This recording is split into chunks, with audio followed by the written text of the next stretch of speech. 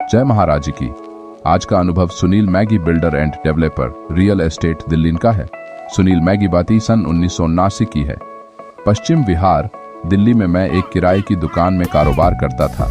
एक व्यक्ति मुझसे वैर भाव रखता था और जैसे तैसे वह दुकान हमसे खाली करवाना चाहता था। इसके लिए उसने दुकान में आग भी लगवाई, पर तब भी जब उसकी दाल नहीं गली तो उसने हमारे परिवार पर उत्तर प्रदेश के एटा, मैनपुरी आदि क्षेत्रों में झूठे मुकदमे करने शुरू कर दिए। इससे परिवार में तनाव की स्थिति रहने लगी। इस समस्या के समाधान के लिए मैं अपने ससुराल, जो कि नूर महल पंजाब में था, वहां गया।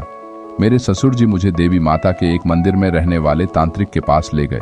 जब तांत्रिक को मैंने अपनी समस्या बताई तब उसने मुझे भभूति देते हुए कहा, आप यह भभूति उस आदमी के सिर पर डाल देना, फिर वह आपका कुछ नहीं बिगाड़ पाएगा।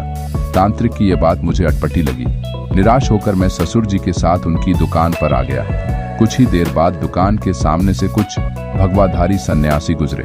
मेरे ससुर जी ने मुझे उनसे मिलवाया और बताया, ये सभी दिव्य ज्योति जागृति संस्थान के प्रचारक शिष्य हैं। इनके सद्गुरु श्री आशुतोष महाराज जी हैं। इससे पहले भी मैंने महाराज जी का नाम सुना था।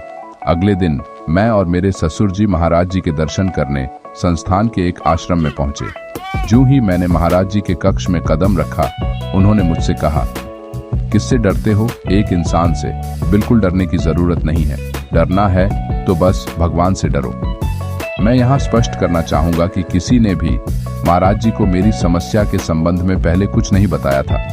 ये मेरी और ससुर जी की महाराज जी से पहली भेंट थी। महाराज जी के इस कथन ने प्रमाणित कर दिया कि वे बिना बताए ही सब जानने वाले अंतर्यामी नाथ हैं। महाराज जी के इन शब्दों से मुझे आत्मबल मिला। मैं बेफिक्र होकर वापस दिल्ली आ गया। मैंने नियमित रूप से दिल्ली में होने वाले संस्थान के सत्संग कार्यक्रमों को श्रवण करना शुरू कर दिया। अब मन में किसी प्रकार की कोई चिंता या भय नहीं था। मैं निडर होकर उस आदमी की दुकान के सामने से आता जाता था। इस प्रकार 8 महीने बीत गए। एक दिन वह व्यक्ति शराब के नशे में उस इलाके में गश्त कर रहे डीसीपी से उलझ बैठा। उससे गाली गलौज की। तब पीसीआर वैन में बैठे पुलिस वालों ने उसकी जमकर पिटाई की। उसका घमंड चूर चूर हो गया। तब मुझे महाराज जी के शब्द याद आ गए, किससे डरते हो? एक इंसान से। बिल्कुल डरने की जरूरत नहीं है। डरना है तो बस भगवान से डरो।